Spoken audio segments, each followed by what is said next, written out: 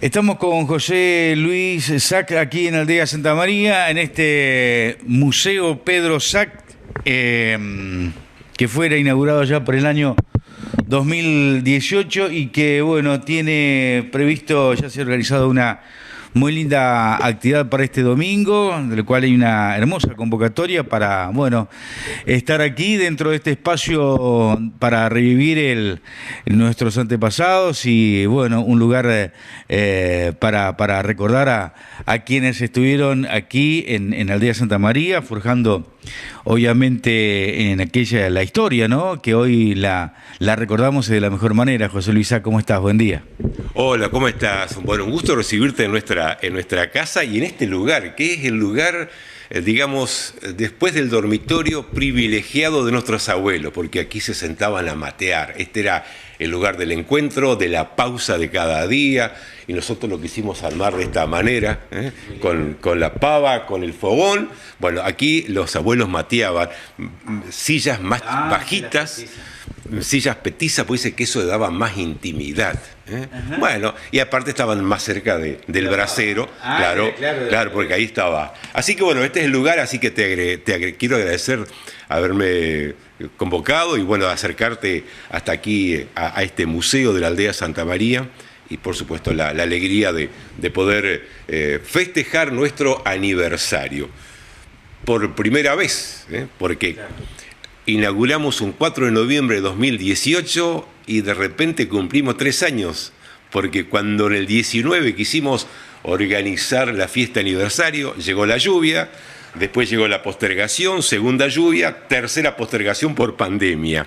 Y bueno, y llegamos 2 años de pandemia, así que vamos a inaugurar los sanitarios de accesibilidad universal, que se han construido, se iban a inaugurar hace 2 años, así que bueno, esto va a ser una fiesta distinta, fiesta aniversario, fiesta de inauguración y por supuesto una manera de retribuir a través de la fiesta, del abrazo, del agradecimiento a tanta gente que nos acompaña y sobre todo a los abuelos que nos acompañan desde arriba. Seguro que sí. Bien, ¿y con qué nos vamos a encontrar cuando lleguemos a Aldea Santa María el domingo, José Luis? El domingo arrancamos a las 10:30 de la mañana. A las 10 están convocadas las autoridades, al menos algunos confirmaron, otros aún estamos a un par de días. Está la invitación especial también del señor gobernador, su esposa, que ya habían comprometido en su momento, pero bueno, estamos viviendo una situación bastante difícil ya sobre el fin de año. Entonces, el hecho de liberarnos un poco de la pandemia también han abultado las agendas de actividades, por eso vamos a ver si puede llegar. Bueno, y otras autoridades locales, obviamente la comunidad, la presidenta de la comuna, y bueno, vamos a hacer un acto protocolar a las 10:30, donde se van a inaugurar precisamente, previo a esto, la bendición del cuerpo de sanitarios de accesibilidad universal. Se va a bendecir e inaugurar una placa, la placa de los fundadores, y también un cuadro recordando a don Pedro Sac, ya que este museo lleva su nombre y fue quien donó todo el terreno necesario, y gran parte de lo que adorna este museo pertenece a nuestra familia. Entonces creo que era un merecido homenaje. Y después habrá un museo interactivo, es decir, las autoridades van a poder estar cara a cara con algunas actividades del campo. La fragua, cómo se hacía para estirar las rejas, la moledora de maíz, la desgranadora. Van a hacer un colchón. Antiguamente, claro, la actividad de un día de lluvia para los chicos, ¿cuál era? Sacar la chala, separar el maíz, elmarlo, y después con la chala se la trituraba un poco, se la ablandaba y con eso se hacían los colchones. Entonces, bueno, vamos a fabricar un colchón también como de aquella época. Bueno, toda una parte, digamos, activa. Y después una visita guiada para las autoridades. Y a partir de allí se abren los patios de comida. Habrá un servicio importante de cantina, porque esa la va a administrar el museo, porque como se dice habitualmente, de algo hay que vivir. Va a ser nuestro único ingreso en todo el año. Y por supuesto que también habrá algún tipo de comida también para aquellos que nos visiten. Y a partir de las 14:30, 15 empezará el festival, habrá música en vivo, habrá danzas. Y vamos a hacer una especie de desfile de moda con traje de época. Los distintos estadios de las personas. Cómo se vestían los niños, cómo se vestía el hombre de campo, el ama de casa, cómo se vestían cuando iban a hacer la primera comunión, cuando iban a la iglesia y cuando se casaban. Entonces terminamos con un casamiento. Y vamos a cerrar con la banda alemana Unsere Lustige Musikanten, la banda alemana que viene de la ciudad de Concordia, así que estaremos en el escenario para cerrar la fiesta del museo con polcas, con valses, con chamamé y por supuesto, con las canciones típicas de los alemanes del Volga. Qué bueno, qué bueno. Bueno, muy bien, una jornada bien cargadita y bien típica alemana. Por supuesto, así que están invitados aquellos que quieran venir, que traigan su sillón, traigan su mesita, porque vamos a hacer una especie de picnic. Se van a cortar las calles laterales, enfrente está la vieja escuela donde funciona la comuna, el centro de salud, una hermosa arboleda, aquí en la calle hay muchos buenos árboles y buena sombra, así que la gente se sienta distinta, un domingo distinto, disfrutar de la naturaleza, del canto de los pájaros y almorzar o merendar a la sombra de un árbol y de paso compartir la música, el baile y conocer el museo y acompañarnos a quienes desde hace tantos años venimos trabajando para regalarle esto a la cultura, pero sobre todo regalar esto a la comunidad de la aldea y a todos los visitantes. Seguro. José Luis, esta visita guiada que se va a hacer aquí en el museo en los distintos ambientes. Hace 3 años se inauguró, recuerdo haber participado en una de ellas y tenemos todo grabado, pero comentanos, este museo, ¿qué ambiente tiene? Comentanos un poquito cómo está compuesto aquí dentro. Bien, cuando uno habla de museo, uno siempre se imagina salas llenas de vitrinas. Claro. Bueno, nuestro concepto de museo es construimos una casa típica, con las mismas características, con la misma predisposición interna, y acá lo único que estaría faltando es que donde estoy yo esté sentado el abuelo o la abuela. Después todo tiene que funcionar, acá todo funciona, desde el horno, desde los relojes, todo, digamos la máquina de coser. Entonces uno entra aquí como que vuelve a su infancia, vuelve a la casa de sus abuelos de hace 100 años atrás. Entonces está dividido, tenemos la despensa, donde están todos los elementos típicos de la despensa, e inclusive hasta con los aromas típicos de una despensa. Aquí estamos en la cocina comedor, donde una parte estaba para la parte del fogón, para la mesa, el aparador, y la parte del fondo donde se juntaban a hacer las costuras, digamos, mientras uno bordaba, el otro tejía, surcía, bueno, todas las actividades que se hacían aquí en la cocina. Después tenemos el dormitorio principal, que es el dormitorio de los padres. ¿Cuál es la característica? Es que tiene una sola puerta, digamos, no tiene contacto con el resto de la casa. Ese dormitorio era el lugar solamente donde los padres descansaban y donde todos de noche teníamos que ir a rezar. En la esquina del dormitorio está lo que se llama el Herrgårdseck, el rincón de Dios, el rincón de Cristo, con las imágenes, se prendía la vela bendita, se prendía una imagen, la vela a los santos, bueno, y ahí todas las noches había que rezar el rosario en alemán. Ahí se rezaba, se cantaba, y si alguna de los chicos de la casa había hecho alguna travesura, debía arrodillarse delante de la mesa durante todo el rosario. Así que por eso el dormitorio de los padres era un lugar sagrado, solamente para el descanso de ellos y para la oración de la noche. Después no es que los chicos iban a entrar al dormitorio como entran ahora a mirar televisión, a acostarse, no. El dormitorio de los padres, entraban los padres y solamente de noche para hacer la oración, el rosario. Y después se sale a la galería y hay otro pasillo que no tiene puerta, no tiene ventana. Es un pasillo ciego. ¿Por qué? Porque la construcción está hecha de la misma manera que lo hacían en el río Volga. Ninguna casa de los alemanes del Volga tenía puerta hacia la calle y ventanas pequeñas. ¿Por qué?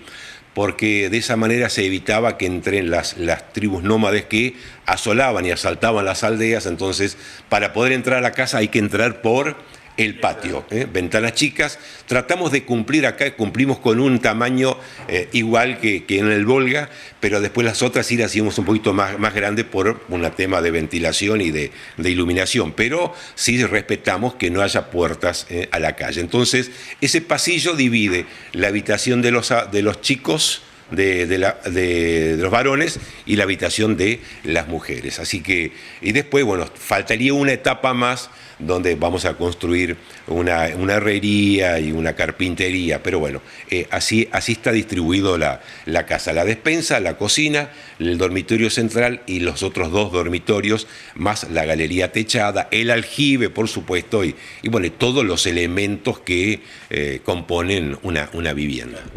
Bien, bueno, y me quedé con eso del frente de la vivienda aquí de Aldea Santa María, con ventanas chicas. De hecho, hay en esta aldea este tipo de construcción, ¿no? Si usted transita toda la aldea, va a encontrar, si hay una casa que tiene la puerta a la calle, porque fue modificada. Después, las que nunca fueron modificadas, todavía hasta el día de hoy, va a tener las puestas en los laterales, la puerta en los laterales o hacia adentro. Si uno recorre la aldea al día de hoy, va a encontrar casa y se dice, no, esta fue modificada, esta fue modificada. Claro, o nueva. Pero las que son de antes, ninguna va a encontrar con puertas a la calle. Bueno, allí está el secreto de que muchos nos preguntábamos por qué no tenía puerta frente a la calle en las casas de Aldea Santa María. Exacto, era una cuestión de... Cuando ellos llegaron aquí a la Argentina, a la provincia de Entre Ríos, no tenían ni idea. Ellos sabían que era una tierra apta para el cultivo, para el trigo sobre todo, porque ellos venían a cultivar el trigo, que había un río grande que era muy parecido al que ellos tenían en el Volga. Si uno observa las imágenes, si yo te doy 2 imágenes del río Volga y el río Paraná, vos no sabés cuál es uno y cuál es otro. Las características son tan iguales, las lomadas son tan iguales, que eligieron esta tierra. Pero después no sabían más. Por ejemplo, los techos a 2 aguas. ¿Para qué si acá no hay nieve? Allá sí había que hacerlo a 2 aguas o a 4 aguas por el hielo, por la nieve. Los dinteles de la puerta altísimos. ¿Para qué? Para que no entre la nieve, si acá no hay nieve. Entonces, también construyeron así, de esa manera, las ventanas y las puertas, porque, bueno, cuando llegaron acá, después se fueron adaptando. Ellos tenían, por ejemplo, el lugar más fresco de la casa, donde generalmente el kemer, es decir, la despensa, donde uno guarda. Y sin embargo, uno entra en nuestra despensa y vas a encontrar la parte del horno. ¿Cómo es eso? Claro, ellos en Rusia tenían el horno en la despensa. ¿Pero por qué? Porque los inviernos eran entre 20 y 30 grados bajo cero. Entonces, el horno, la parte de arriba del horno servía para que los chicos duerman arriba. Entonces, 6, 7 criaturas dormían sobre el horno. Las casas en Rusia eran muy chicas, muy precarias. Vos te imaginas una familia de 8, 10 hijos, con 30 grados bajo cero. ¿Qué haces? Entonces, por eso cuando llegaron acá también lo primero que hicieron fue el horno adentro de la despensa. Después se dieron cuenta que, claro, acá eran 40 grados sobre cero, ¿no? Pero bueno, nosotros respetamos ese tipo de construcción, pero explicamos por qué. Pues la gente dice, sí, la parte más fresca es la despensa, acá se guardan las cosas y ahí está el horno. Pero bueno, esa es la explicación. Así que allí ellos lo hacían un poquito más cuadrado, más recto arriba, y ahí ponían una manta y ahí los acostaban a todas las criaturas. Está bien.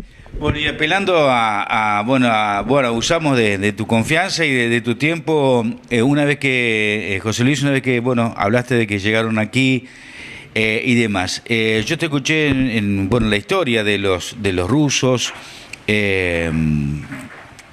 los alemanes, el por qué salieron de Rusia o de Alemania y llegaron a Rusia, y de Rusia se desparramaron en el mundo. Quisiera que, apelando obviamente a tu sapiencia y al resumen, que nos cuente el por qué. ¿Viste? Porque hay muchos que dicen rusos y son alemanes, o son rusos. Claro. Para allí hay una ofensa que seguramente queríamos que nos comente y le comente a la gente por qué todo esto. En el año 1763, 1764 estaba finalizando la Guerra de los 7 Años en lo que hoy es el territorio alemán. Antes era parte de un imperio, no era conocido como Alemania, era parte del imperio sacro-germánico. Entonces, estaban tan debilitados por las guerras, habían pasado primeramente la guerra a los 30 años, después estaba terminando la guerra a los 7 años. Lo que hoy es el territorio alemán estaba en medio de lo que es todo el conflicto de una parte de Francia, de la parte de Gran Bretaña, y de este lado el imperio austrohúngaro. Entonces todas las batallas se terminaban siendo en el territorio, en el medio. Bueno, entonces hay tanta miseria, tanta pobreza. Catalina II la Grande, que fue emperatriz de Rusia, ella era alemana. Cuando ella decide, cuando asume al trono, ella decía, yo soy la soberana de todas las Rusias, porque el territorio ruso es tan grande que le decían todas las Rusias. De hecho, el águila, el escudo ruso imperial es bicéfala, tiene 2 cabezas. Dice que una mira al este y otro mira al oeste. Es tan grande el territorio ruso que una sola cabeza no alcanza para mirar. Esa es un poco la explicación doméstica que dan a su escudo. Entonces, se acuerda de su gente, envía un edicto que al principio no fue muy aceptado. En el 64 manda otro edicto y le dice, bueno, ustedes van a venir a Rusia, van a tener tierra, van a conservar el idioma, van a conservar la fe, van a tener sus propias escuelas. La cuestión cambió. Entonces, bueno, deciden emigrar del sur de, lo que hoy es Alemania, de la parte sur, a través del puerto de Lübeck, cruzan el Báltico, entran por San Petersburgo por el norte y llegan hasta Saratov, que es el puerto que está a mitad de camino en el río Volga. Y a partir de allí comienzan a construir las aldeas. En 4 o 5 años emigran unos 30.000 alemanes hacia el Volga. Y en 5 años ellos fundan 104 aldeas a derecha e izquierda del río Volga. En Rusia. Entonces, Catalina II le da algunas cosas y otras no tanto. Pero bueno, lo cierto y concreto es que comenzó un pueblo a prosperar, a crecer, y claro, al cumplirse 100 años, el nieto de Catalina dijo, bueno, señores, se terminaron las concesiones, comienza el plan de rusificación. ¿Qué significaba rusificación? Cambiar la religión ortodoxa rusa, jurar fidelidad a la patria, cumplir con el servicio militar, 7 años en tierra, 5 años en la marina, y por supuesto ya tenían que ser un ciudadano ruso. Entonces negocian, le dan una extensión de unos 8 o 10 años más, pero no más de eso. Entonces la gran mayoría decide inmigrar. Y ahí comienza la inmigración, primeramente a Brasil y otro grupo a la Argentina. Así a grandes rasgos es un poco la historia. Entonces ellos se consideran alemanes, o sea, étnicamente, claro, no, ellos étnicamente son alemanes. Nosotros no tenemos, digamos, ningún tipo de contacto con otra sangre desde la salida de Alemania hasta aquí. Pero étnicamente alemanes, pero nacidos en territorio ruso. Por eso los alemanes del Volga no pueden sacar la carta de ciudadanía alemana. Porque al presentar tu pasaporte, ¿dónde nacieron tus abuelos? ¿Dónde nacieron tus bisabuelos? Nacieron en Rusia. Pero la etnia, la sangre no se negocia. Pero bueno, como a Alemania tampoco le interesa demasiado abrir sus fronteras para más inmigrantes, entonces seguimos siendo, por eso nos catalogan como los alemanes del Volga o los alemanes de Rusia. No somos rusos, yo siempre digo y lo vuelvo a reiterar, no existe la torta rusa. La torta que comemos se llama Tinnekuchen o Riffelkuchen. La torta rusa no existe porque ellos no tenían tortas. Ellos eran un pueblo que casi no tenía cultura. Sí, el Kalach, que el famoso pan alemán grande, eso sí fue un secreto, fue una receta que le dieron los rusos a los alemanes. Por eso se llama Kalach, porque es una palabra rusa. La torta rusa no existe, se llama Tinnekuchen o Riffelkuchen. A lo sumo torta alemana. Yo por ahí cuando veo en las panaderías torta rusa, no existe. Porque ellos ellos eran el pueblo más inculto del mundo en ese momento era el pueblo ruso. Claro. Por eso lo manejaban tan bien los zares, por eso vivían a como vivían, ¿no? Por eso el que defiende siempre su cultura a rajatabla, le decís ruso y es como que lo ofendés. A mi abuelo vos llegaba a decir que era ruso y yo te puedo asegurar que ibas a terminar mal. Hay muchas historias lamentables de gente que terminó muy mal porque, digamos, la peor ofensa era decirle ruso. Así que... Para tenerlo en cuenta, siempre. Es bueno saberlo. Pero bueno, lo que pasa es que ahora se ha generalizado, está bien, decir, ¿qué hacer ruso? ¿Cómo andar? Claro. Pero digamos, si uno lo analiza, no somos rusos. Claro. Esa es la verdad. Esa es la verdad. Queríamos conocer esta historia. Bueno, gracias a Dios, bueno, lo pudimos lograr. José Luis, que, bueno, me decías, ya está preparando todo para el domingo. Si Dios quiere, así que 10:30 están todos invitados a acercarse hasta la aldea, un lugar tranquilo, de paz, para disfrutar en familia, traigan el sillón, su conservadora, lo que quiera compartir, si quiere comprar alguna comida aquí lo puede hacer, lo quiere traer a su casa lo puede hacer. Nosotros no se cobra entrada, es totalmente libre y gratuito. Para allí por eso ponemos la cantina, porque es una manera de colaborar. Vamos a tener un lugar muy grande donde vamos a vender souvenirs del museo. Es nuestro único ingreso. Claro. Si no tenemos otro apoyo como para poder solventar, esto se abre toda la semana, mantenimiento de luz, hay otros proyectos para seguir trabajando, todo tiene su costo, así que, pero lo hacemos a pulmón. Muy bien, ¿y la invitación en alemán se puede hacer, José Luis? Sí, como por supuesto, decir, vielen Dank für alles, muchas gracias por todo, willkommen al die Leute nach Santa María, bienvenidos a toda la gente a Santa María. Muchas gracias y bueno, estaremos seguramente de alguna manera presentes para participar de bueno, todo lo que ocurra este próximo día domingo y darlo a conocer a través de nuestros programas. Muchísimas gracias y cierro con una frase que decían siempre nuestros abuelos, ¿no? Cuando ella era muy religiosa, entonces decían siempre, Grosser Gott, wir loben, dijo, o sea, gran Dios, te alabamos. Muchas gracias. Gracias a vos.